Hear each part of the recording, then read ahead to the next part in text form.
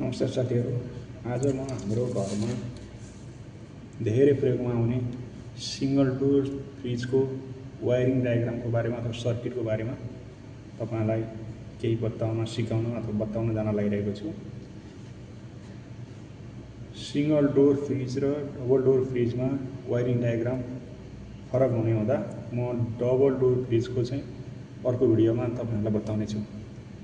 Single door fridge प्राय हाम्रो नेपालमा सबै धेरै जसो घरहरुमा पाइने हुँदा यसको बारेमा हामी सबैले सामान्य जानकारी राख्न सकियो भने फ्रिजमा आउने सामान्य समस्याहरू अथवा इलेक्ट्रिकल समस्याहरू चाहिँ हामी आफै हेरेर पत्ता लगाउन सक्छौं र केही सामानहरू हामी चेन्ज गरेर बनाउन सक्छौं र केही आफ्नो कस्टहरू सेभिङ गर्न सक्छौं। सबभन्दा पहिला त हाम्रो 3 पिन प्लगबाट 3 वटा तारहरू निस्केको हुन्छ।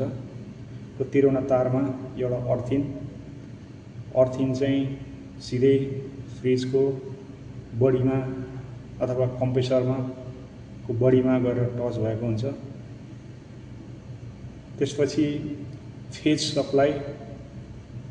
सप्लाईको तार सिधा आएर थर्मोसेटमा जोडिएको हुन्छ।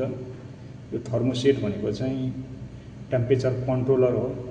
जसलाई चाहिँ तपाई फ्रिजमा कति टेम्परेचर राख्न चाहनुहुन्छ तपाई घुमाएर एडजस्ट गरेर राख्न सक्नुहुन्छ र तपाईले राखेको टेम्परेचर नपुगुन्जेलसम्म यो थर्मोसेट अन हुन्छ र त्यसपछि यो ओभरलोड हुँदै कम्प्रेसरको कमनमा पुग्छ।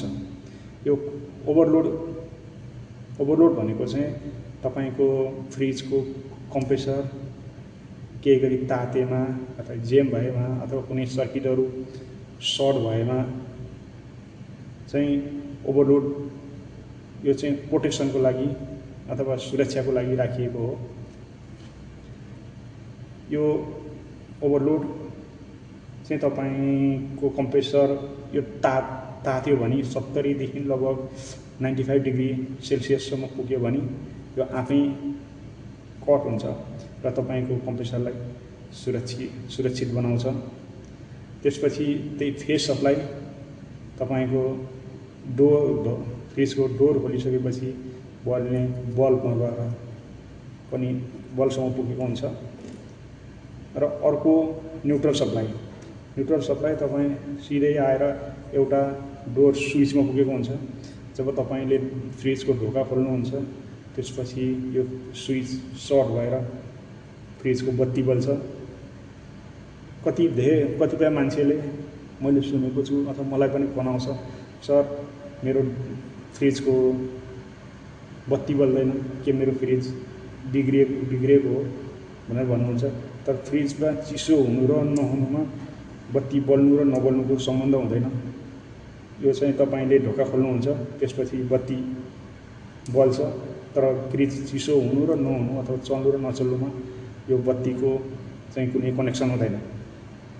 त्यसपछि तपाईको अर्को न्युट्रल तार सिधै आएर कम्प्रेसरको रनिङ फेजमा जान्छ, रनिङ कोइलमा जान्छ। रनिङ कोइलबाट फेरि अर्को एउटा पीटीसी रिले हुँदै फेरि स्टार्टिङ कोइलमा आउँछ। जब तपाई फ्रिज अन गर्नुहुन्छ त्यसपछि फ्रिज चल्नको लागि अथवा कुनै पनि सिंगल फेज मोटरहरु कम्प्रेसरहरु चल्नको लागि एउटा रनिङ कोइल अर्को स्टार्टिङ कोइल अनिवार्य हुन्छ र रनिङ कोइलमा मात्रै तपाई सप्लाई गयो भने कम्प्रेसर चल्दैन, भाइब्रेसन मात्रै हुन्छ र अब एकछिन तातेर ट्रिप हुन सक्छ। त्यसकारण पीटीसी रिलेले कम्प्रेसरलाई स्टार्टिङ गर्ने काम गर्छ, स्टार्ट गर्न सहयोग गर्छ अथवा स्टार्टिङ गर्ने काम स्टार्टिङ गरिदिन्छ। यसरी यो सिंगल डोर फ्रिजको सर्किट सामान्य हुन्छ। तपाई हाम्रो घरमा केही बिग्रियो भने अथवा फ्रिज चलेन भने तपाईले सामान्यतया सजिलै तरिकाले चेक गर्न सक्नुहुन्छ। हस्, धन्यवाद।